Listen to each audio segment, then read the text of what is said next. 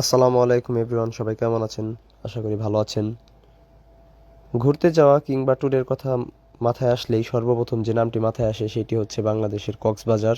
তো আমাদের বন্ধুরা মিলে কক্সবাজারে একটি ট্যুরের গল্পটাই আজকে আপনাদের সাথে শেয়ার করব। যাত্রার শুরুতেই ঢাকা মগবাজার বাস টার্মিনাল থেকে নাইট বাসে করে আমরা কক্সবাজারের উদ্দেশ্যে রওনা হই। যাত্রার মাঝপথে কুমিল্লা ক্যান্টনমেন্ট পার হয়ে কিছুক্ষণের জন্য যাত্রা বিরতি এবং খাবারের বিরতি দেওয়া হয়। বিরতি শেষে আবার যাত্রা শুরু করে আমরা পরবর্তী দিন সকালে সোজাসুজি কক্সবাজার গিয়ে উঠি। কক্সবাজার পৌঁছেই সমুদ্র সৈকতের সকালের এই সুন্দর দৃশ্যটি দেখতে পাই। আমরা সমুদ্র তীরবর্তী একটি হোটেলেই থাকার জন্য রুম নেই। হোটেল বুকিং শেষ করে হোটেলের চারিপাশের দৃশ্যগুলো আর একটু দেখে সকালের খাবার খাওয়ার জন্য চলে যাই। সারা রাত গাড়িতে ভ্রমণ করার পর সকালের খাবারটা খুবই প্রয়োজনীয় ছিল।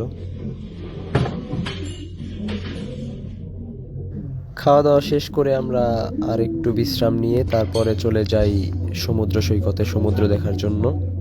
তারপরে সমুদ্রে গিয়ে আমরা অনেকটাই মজা করি। সমুদ্রের জলে লাফালাফি করা, ঘোরাঘুরি, সাঁতার কাটা সমস্ত কিছুই অনেকটা মজার ছিল।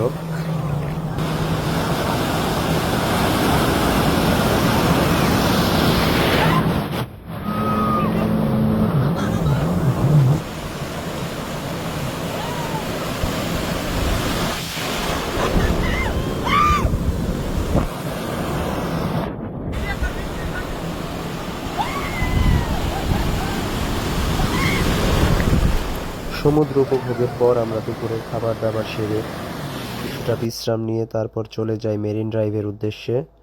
তো আমরা সেইখানে গিয়ে রেন্টে মোটরসাইকেল নিই। মোটরসাইকেলে করে আমরা মেরিন ড্রাইভের উদ্দেশ্যে রওনা দিই। মেরিনের যাত্রাটা অনেকটাই সুন্দর ছিল এবং মনোমুগ্ধকর ছিল। বিশেষ করে এর এক পাশে পাহাড় এবং আরেক পাশে সমুদ্র, এর দৃশ্যটা আসলেই অনেকটা মনোমুগ্ধকর। এরপর মেরিনের যাত্রা শেষ করে হোটেলে ফিরে কিছুটা বিশ্রাম নিয়ে তারপর খাবার দাবার খেয়ে আবার রাতের বাসে করে ঢাকায় ফিরে আসি। তো সময় খুব একটা না থাকার কারণে যাত্রাটা খুব দ্রুতই শেষ করতে হয়। তো ইনশাআল্লাহ আবারও বন্ধুদের সাথে যাওয়া হবে কক্সবাজার ঘোরার জন্য। তো সেই পর্যন্ত সবাই ভালো থাকবেন, সুস্থ থাকবেন।